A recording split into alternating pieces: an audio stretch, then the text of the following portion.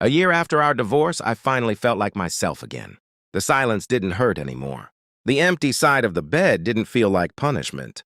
I had rebuilt my routine. Gym at 6 a.m., work, dinner with friends, sometimes even dates. Nothing serious. Just progress. Then one night, my phone lit up. Emily, my ex-wife. Her message was simple. We need to talk, urgently. 12 months ago, I would have panicked. I would have assumed something was wrong. I would have rushed over.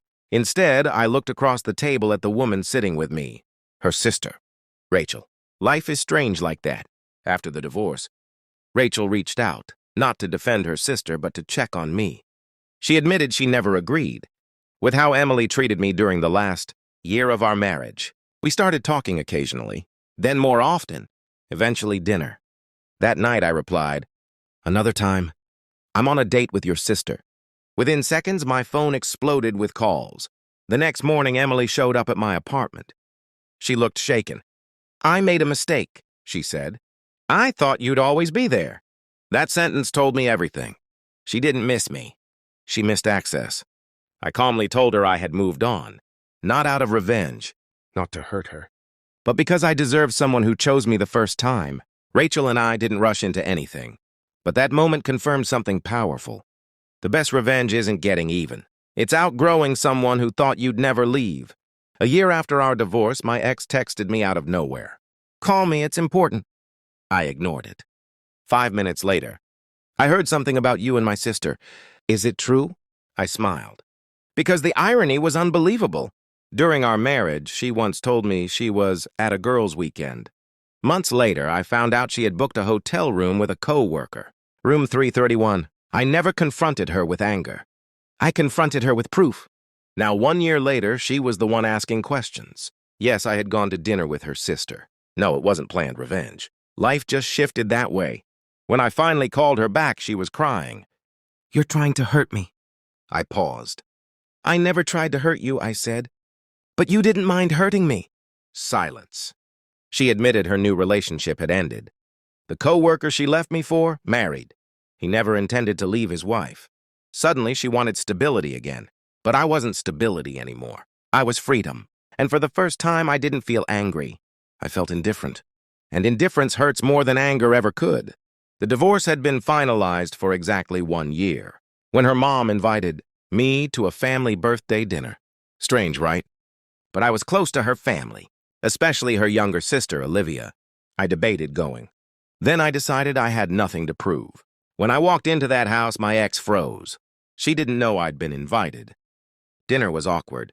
Small talk, forced smiles. Halfway through the night, her dad asked casually, "So, are you seeing anyone?" Before I could answer, Olivia said, "Yes, he is." The room went silent. My ex stared at her sister like she'd been betrayed.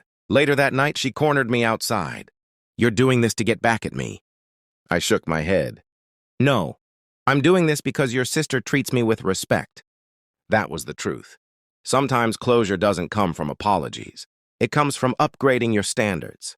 It was 2:13 a.m. when my phone rang, her name on the screen. I almost didn't answer. When I did, she was crying. "I think I ruined my life." I stayed quiet. After the divorce, she had chased excitement, parties, trips, new men. Meanwhile, I built discipline, health, business, peace. Now her world was unstable. Mine was calm. "I thought you'd fight for me," she admitted. "I did," I said. "For years. That's the thing about loyalty. When someone is used to it, they mistake it for weakness." She asked if we could meet. I told her no, not out of anger, but because healing means not reopening closed doors. A year after the divorce, her sister asked me a question. "Do you ever miss her?" I thought about it. "I miss who I thought she was." That was the honest answer. The truth is, during the last year of our marriage, her sister saw everything. The late nights, the lies, the distance. She once told her sister, "You're going to lose him." She didn't listen.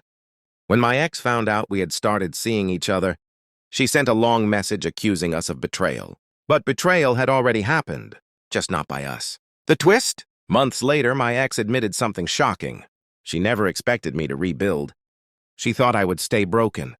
And that realization hurt her more than the divorce ever did. 6 months after that night, life had settled into something steady and real. Rachel and I didn't rush into labels, and we definitely didn't make our relationship public right away.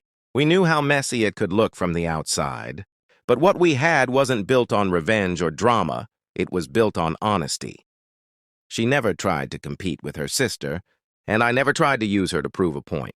For the first time in years, I was in a relationship where I didn't feel monitored, doubted, or emotionally drained. It felt calm, mature, safe, and that calmness told me I had made the right choice walking away from my past. Around the 7th month, I unexpectedly ran into Emily at a mutual friend's gathering. The tension in the room was immediate. She looked different, not physically, but emotionally, quieter, humbled. When we finally spoke, there was no anger between us anymore. She admitted she underestimated me. She thought I would beg or break or eventually come back. Instead, I rebuilt. "I didn't think you'd actually move on," she said softly. I didn't respond right away, because the truth was simple. I didn't move on to hurt her. I moved on to save myself, and that difference changed everything. By the 8th month, the noise had completely faded. The gossip stopped. The whispers died down. People got used to the reality that I wasn't the broken ex-husband anymore. I was a man who had upgraded his standards. One evening, as Rachel and I sat watching the sunset from my apartment balcony, she asked me if I regretted anything. I thought carefully before answering, only that I stayed longer than I should have. That was my final closure. Not bitterness, not revenge, just clarity. Sometimes the biggest glow-up isn't physical, it's emotional. And once you reach that level of peace, even your past has to respect it.